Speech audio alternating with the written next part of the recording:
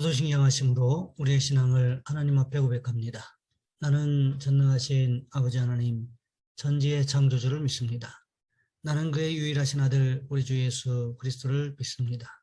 그는 성령으로 잉태되어 동정녀 마리아에게서 나시고 본디오 빌라도에게 고난을 받아 십자가에 못 박혀 죽으시고 장사된 지 사흘 만에 죽은 자 가운데서 다시 살아나셨으며 하늘에 오르시어 전능하신 아버지 하나님 우편에 앉아 계시다가 거기로부터 살아있는 자와 죽은 자를 심판하러 오십니다.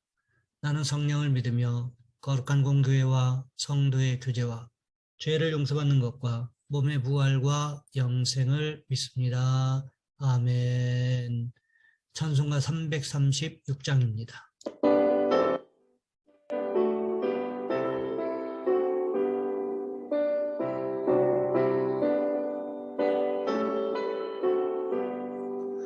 환난과 핍박 중에도 성도는 신앙 지켰네.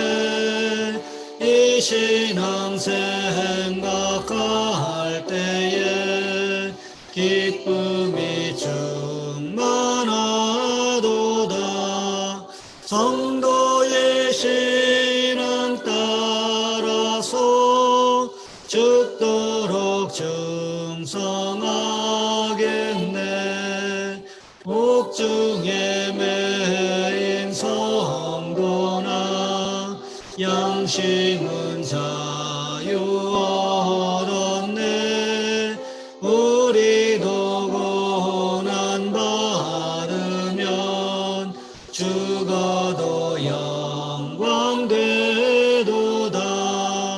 성도의 신앙 따라서 죽도록 충성하겠네.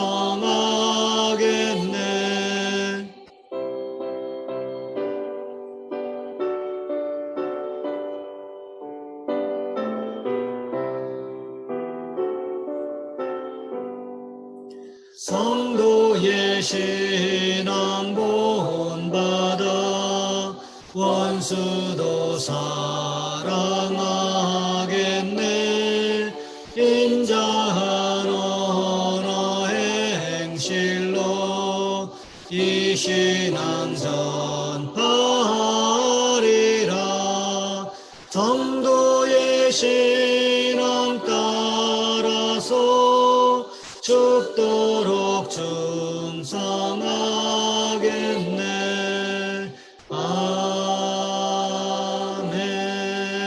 아멘. 오늘 말씀 열왕기하 21장에서 보겠습니다. 열왕기하 21장 1절로 9절까지 말씀입니다. 제가 가진 성경은 구약 성경 599쪽에 있습니다. 제가 봉독해 드립니다. 므낫세가 왕이 될 때에 나이가 12세라 예루살렘에서 50년간 다스리니라. 그의 어머니의 이름은 헵시바더라. 므낫세가 여호와 보시기에 악을 행하여 여호와께서 이스라엘 자손 앞에서 쫓아내신 이방 사람의 가증한 일을 따라서 그의 아버지 히스기야가 헐어버린 산당들을 다시 세우며 이스라엘의 왕 아합의 행위를 따라 바알을 위하여 제단을 쌓으며 아세라 복상을 만들며 하늘의 1월 성신을 경배하여 섬기며 여호와께서 전에 이르시기를 내가 내 이름을 예루살렘에 두리라 하신 여호와의 성전에 제단들을 쌓고 또 여호와의 성전 두 마당에 하늘의 1월 성신을 위하여 제단들을 쌓고 또 자기의 아들을 불 가운데로 지나게 하며 점치며 사수를 행하며 신접한 자와 박수를 신임하여 여호와께서 보시기에 악을 많이 행하여 그 진노를 일으켰으며 또 자기가 만든 아로색인 아세라 복상을 성전에 세웠더라. 옛적에 여호와께서 이 성전에 대하여 다윗과 그의 아들 솔로몬에게 이르시기를 내가 이스라엘의 모든 지파 중에서 택한 이 성전과 예루살렘에 내 이름을 영원히 둘지라. 만일 이스라엘이 나의 모든 명령과 나의 종 모세가 명령한 모든 율법을 지켜 행하면 내가 그들의 발로 다시는 그의 조상들에게 준 땅에서 떠나 유리하지 아니하게 하리라 하셨으나 이 백성이 듣지 아니하였고 므낫세의 꾀임을 받고 악을 행한 것이 여호와께서 이스라엘 자손 앞에서 멸하신 여러 민족보다 더 심하였더라. 아멘. 오늘 본문의 말씀을 가지고 므낫세의 악한 행동이라는 제목으로 함께 말씀을 살펴보겠습니다. 이런 이야기가 있습니다. 어떤 사람이 꿈 가운데 하늘나라에 가보았습니다. 하늘나라에 가보니 천사가 큰 책을 그의 앞에 갖다 놓습니다. 이것이 무슨 책이냐고 물어보니까 그 책 가운데는 당신이 이 세상에 있을 때 행한 모든 것이 기록되어 있다라고 대답했습니다.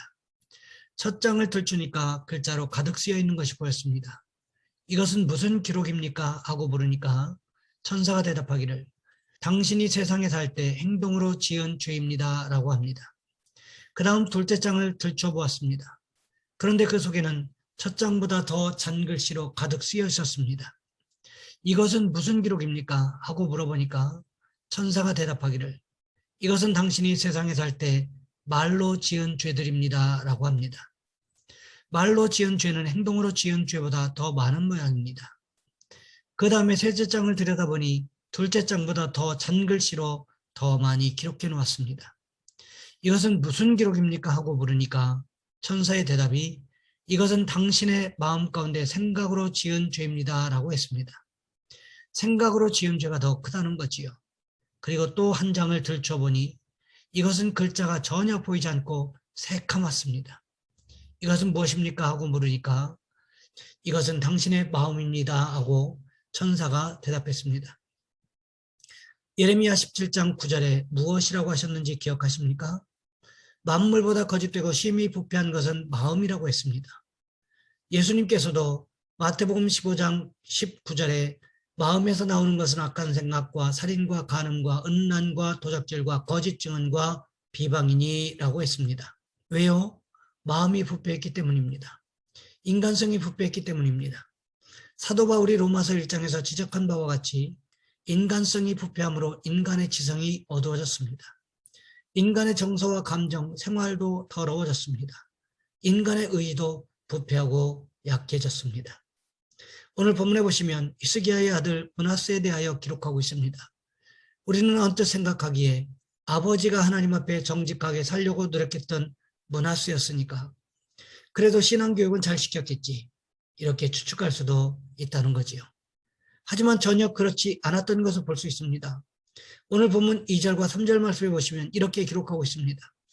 므낫세가 여호와 보시기에 악을 행하여 여호와께서 이스라엘 자손 앞에서 쫓아내신 이방 사람의 가증한 일을 따라서 그의 아버지 히스기야가 헐어버린 산당들을 다시 세우며 이스라엘의 왕 아합의 행위를 따라 바알을 위하여 제단을 쌓으며 아세라 목상을 만들며 하늘의 1월 성신을 경배하여 섬기며 므낫세가 왕이 되자마자 므낫세가 한 일은 무엇이었습니까?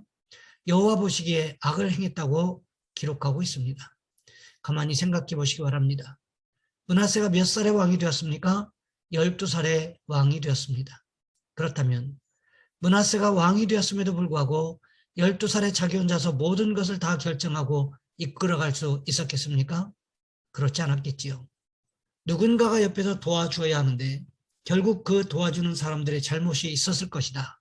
이것을 추측해 볼 수 있다는 거지요. 본문 9절 말씀해 보시면 이 백성이 듣지 아니하였고 므낫세의 꾀를 받고 악을 행한 것이라고 기록하고 있습니다. 무슨 뜻입니까? 백성들이 므낫세의 꾀를 받고 우상 숭배했다고 기록하고 있다는 거지요. 하지만 우리가 생각해 보아야 할 것이 있습니다. 과연 12살짜리 왕이 자기 혼자 결정해서 남왕국 유다 백성들을 꼬셔서 우상 숭배하게 만들었을까요? 혹시 서로 뒤바뀐 것은 아닐까요? 이런 생각도 해보게 된다는 거지요. 우리가 잘 생각해 보아야 할 것이 있습니다. 왕이 부임한 초기에는 어떻습니까? 민심을 얻어야 되니까 그래도 자기 색깔을 숨기면서 백성들의 요구를 어느 정도 들어주게 되어 있습니다.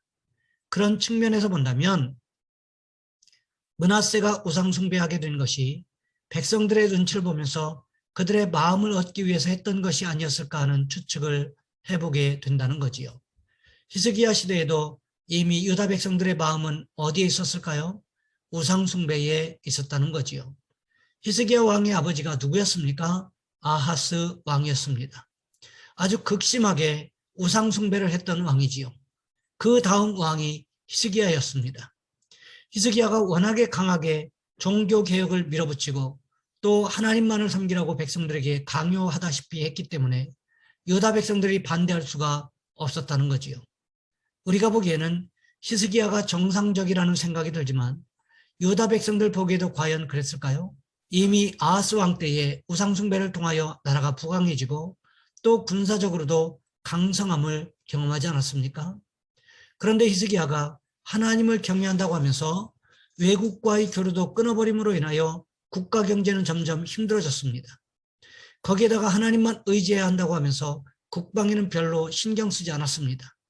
그러다가 보니까 아수르의 침략을 받게 되었고 그 일로 인하여 얼마나 많은 어려움을 겪었습니까?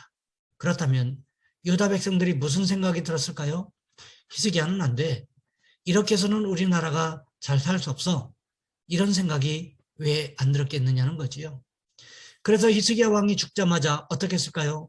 백성들이 아하스 왕의 시대를 추억하면서 그때처럼 나라 경제가 원활하게 되어지게 할 것을 요구하지 않았을까요?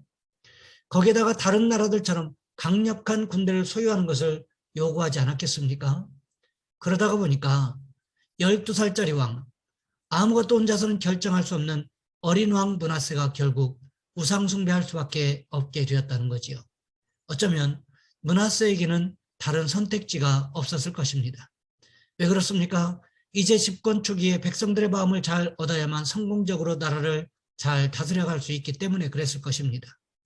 원래 유다의 왕이라면 다윗처럼 백성들이 원하는 것이 아니라 하나님께서 원하시는 정책이 무엇인가? 이것을 먼저 파악해서 정책을 수립하는 것이 올바른 결정이었다는 거지요. 하지만 므낫세는 어떻게 했습니까? 백성들이 하나님 말씀대로 사는 것을 그렇게 좋아하지 않고 탐탁지 않게 생각하고 있으니까 백성들에게 인기를 얻기 좋은 정책이 무엇인가를 찾기 시작했을 것입니다. 그것이 무엇이었습니까? 바로 우상숭배 정책이었다는 것입니다. 그렇기 때문에 하나님 보시기에는 악을 행한 왕이었다는 평가를 받았지만 백성들에게는 인기가 있고 지지도가 높은 왕이 될 수밖에 없었다는 거지요. 아합을 생각해 보시기 바랍니다. 아합은 북왕국 이스라엘에 있어서 신앙적으로는 가장 못된 왕이었습니다. 종교 혼합주의를 가르쳐왔던 못된 왕이었습니다. 그런데 백성들에게는 아주 인기가 높았다는 거지요.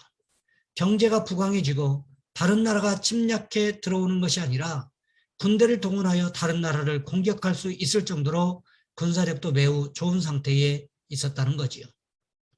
그러니까 갈멜산에서 엘리야와 바알과 아세라 선지자의 결투가 있었을 때에도 수많은 이스라엘 사람들이 몰려들었다는 거지요. 우리가 보기에는 아합은 악한 왕이었지만 이스라엘 사람들 보기에는 상당히 인기가 있는 지지도가 높은 왕이 될 수 있었다는 것입니다. 사도 바울은 갈라디아서 1장 10절 말씀에서 이렇게 기록하고 있습니다. 이제 내가 사람들에게 좋게 하랴 하나님께 좋게 하랴 사람들에게 기쁨을 구하랴 내가 지금까지 사람들의 기쁨을 구하였다면 그리스도의 종이 아니니라.